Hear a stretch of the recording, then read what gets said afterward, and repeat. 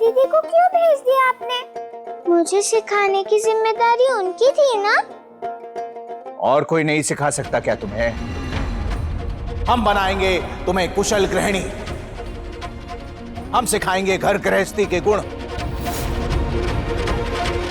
अच्छी पत्नी बनी, अच्छी बहू बनी, अब क्या अच्छी गृहिणी भी बनना पड़ेगा? एक बार में क्यों नहीं बता देते कि क्या क्या बनना होगा मुझे? सबसे पहले तो शांत बनना है तुम्हें। शांत रहना सीखो। जितना जबान चलाती हो ना, अगर उतना ही हाथ पांव चलाओगी तो क्या कुशल गृहिणी बनने से कोई रोक सकता है तुम्हें? गृहिणी बनना जरूरी है क्या काका ससुर जी? सूरज का उगना, हवा का चलना, जल का बहना जितना जरूरी है उतना ही जरूरी है एक औरत के लिए कुशल गृहिणी बनना। अरे घर गृहस्थी यही सब तो जीवन का सबसे बड़ा सुख है औरत का। घर संभालती, चूल्हा चौका करती, भोजन परोसती, क्या सबसे सुंदर नहीं लगती लड़कियां? याद रखो बहू, गृह कार्यों में निपुणता ही सबसे सुंदर गहना है एक औरत का।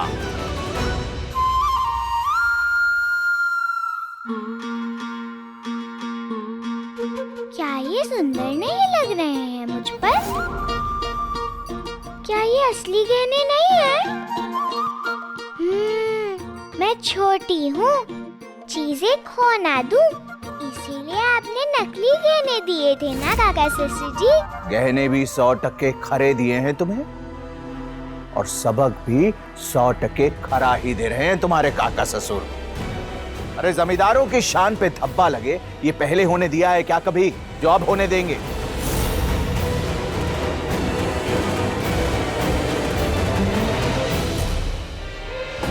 कितना कुछ करना पड़ता है शादी के बाद। एक अच्छी बहू, कुशल गृहिणी और अच्छी पत्नी बनो। पहले तो बस पूरा दिन खेलो, रसगुल्ले खाओ और माँ से कहानियाँ सुनो। अब कैसे करेगी इतना सब नन्ही बोंदता? बहू,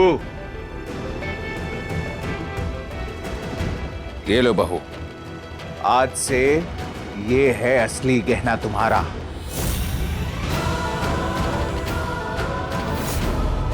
ये बढ़ाएगी तुम्हारे हाथ की शोभा।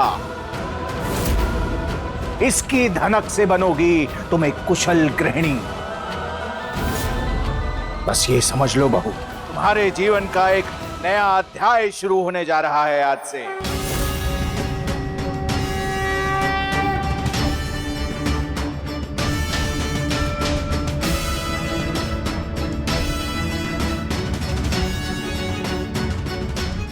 वंदिता,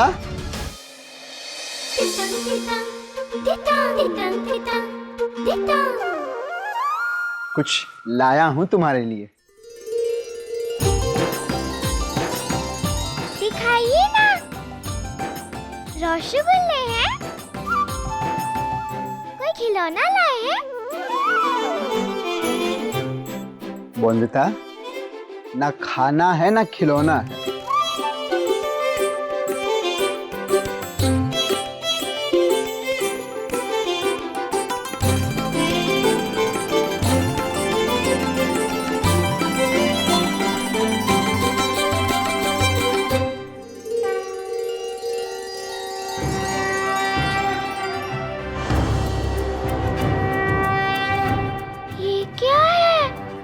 ये चौक और स्लेट है वंदिता, तुम्हारे लिए। बस ये समझो कि आज से तुम्हारे जीवन का नया अध्याय शुरू होने वाला है। ये चौक और स्लेट ही तुम्हारी शक्ति बनेगा वंदिता। तुम्हारे हाथों पे इसकी चमक तुम्हें कुशल गृहिणी भी बनाएगी और समाज में वो स्थान भी दिलवाएगी जिसकी हकदार हो तुम।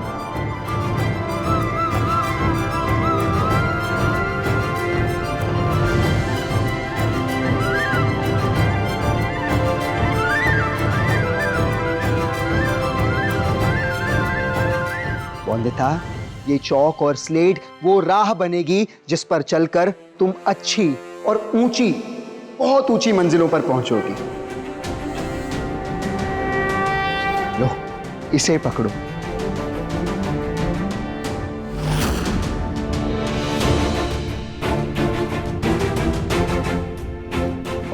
संभाल के रखना इसे। जानती हो क्यों?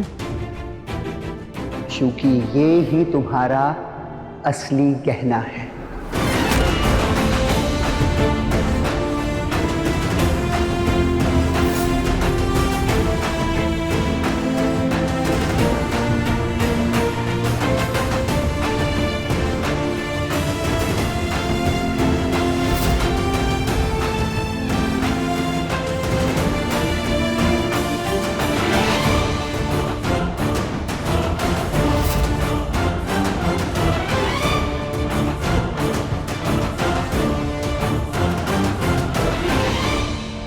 काका ससुर जी, आप कहते हो कि कुशल गृहिणी बनना ही औरत का सच्चा गहना है, और पति बाबू आप कहते हो कि पढ़ाई लिखाई औरत का असली गहना है। पर मैं क्या करूं? किसे मालूं अपना असली गहना? किसे चुनूं मैं? घर चलाना सीखूं या पढ़ना लिखना सीखूं? घर चलाना।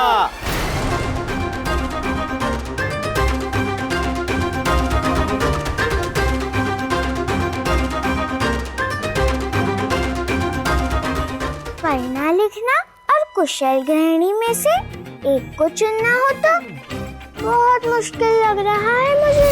मुश्किल क्या है बोंदिता? पढ़ाई लिखाई चुनो। पढ़ाई लिखाई करने से इंसान का दिमाग तेज होता है, विकास होता है इंसान का, और फिर वो इंसान देश का भी विकास कर सकता है। अच्छा, विकास, चाहे घर का विनाश हो जाए उसमें, वो ठीक है।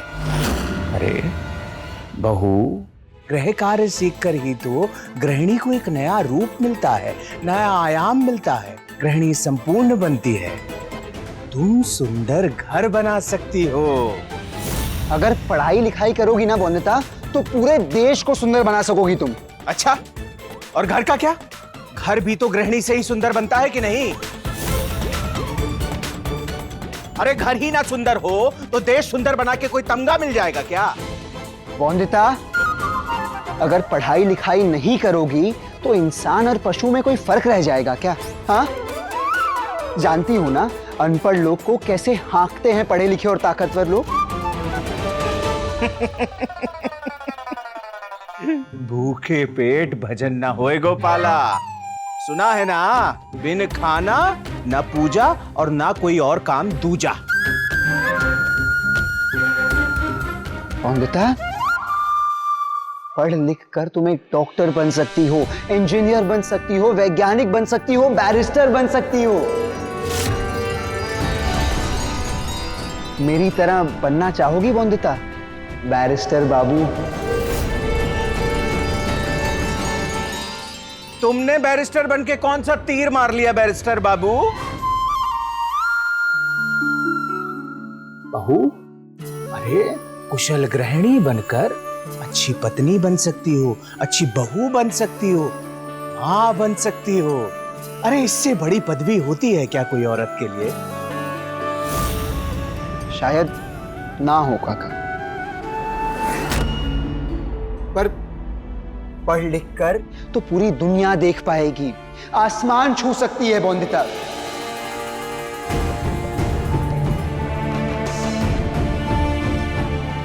घर की औरतों के लिए बस चार दीवारी ही नहीं है काका। सही होगा क्या ये? बताइए।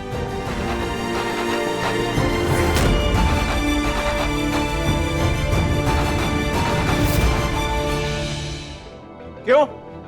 गलत क्या है उसमें? अरे घर ही ना संभाल सके तो दुनिया क्या खाक संभालेगी औरत?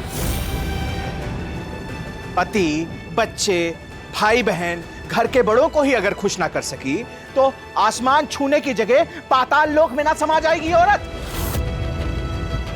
बोंदिता, अगर पढ़ी लिखी रहोगी ना तो पाताल लोक को भी स्वर्ग बना पाओगी। समझ रही हो? अपना भाग्य, अपना भविष्य अपने हाथों से लिख पाओगी, उस कलम से जो मैं तुम्हें पकड़ा रहा। और घर का काम सीख लिया, घर संभाल लिया, तो जीवन वैसे ही स्वर्ग बन जाएगा बहू।